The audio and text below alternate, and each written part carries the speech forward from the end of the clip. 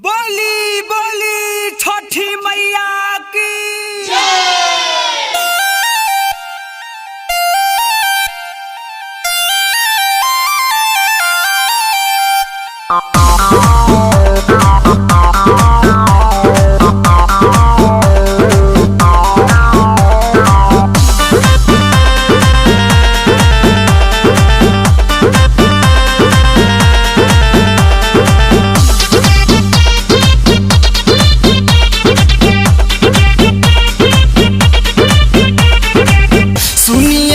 चाची जाई न बजरिया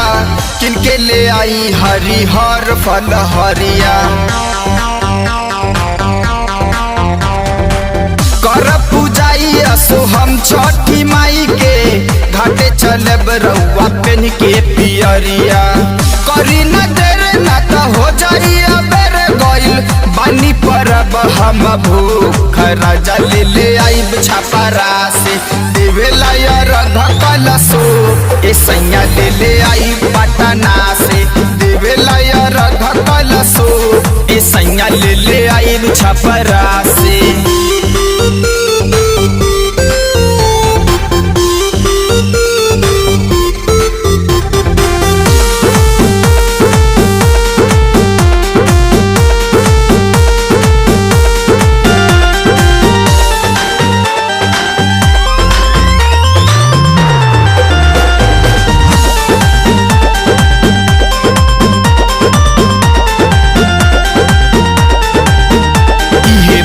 मोरनी होरा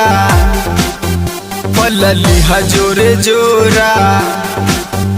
ओनिए से रउआ की नले राजा नाया एगो झोरा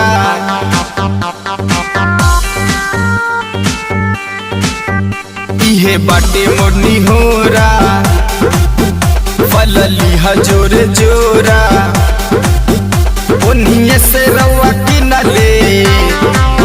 राजा नाया एगो झोरा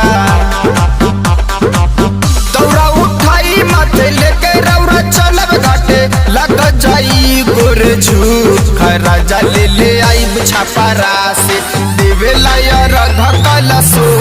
ए सैया ले आई पटना से देवेला यार धकलसो ए सैया ले आई छापरा से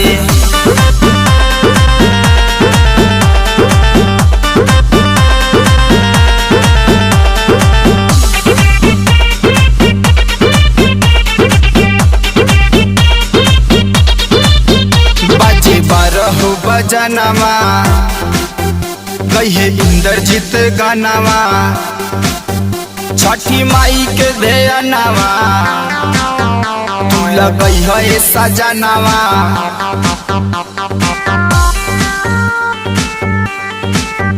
बजे 12 बजनवा कहे इंद्रजीत गानवा छठी माई के ध्यानवा लगई है सजनवा जानी भूलई है छोरा छुरी लेके अइहा ना तो जाई है नन्हकारू राजा ले आई छपरा से देवेला यार धकलसो ए सैया ले आई पटना से देवेला यार धकलसो ए सैया ले आई छपरा से।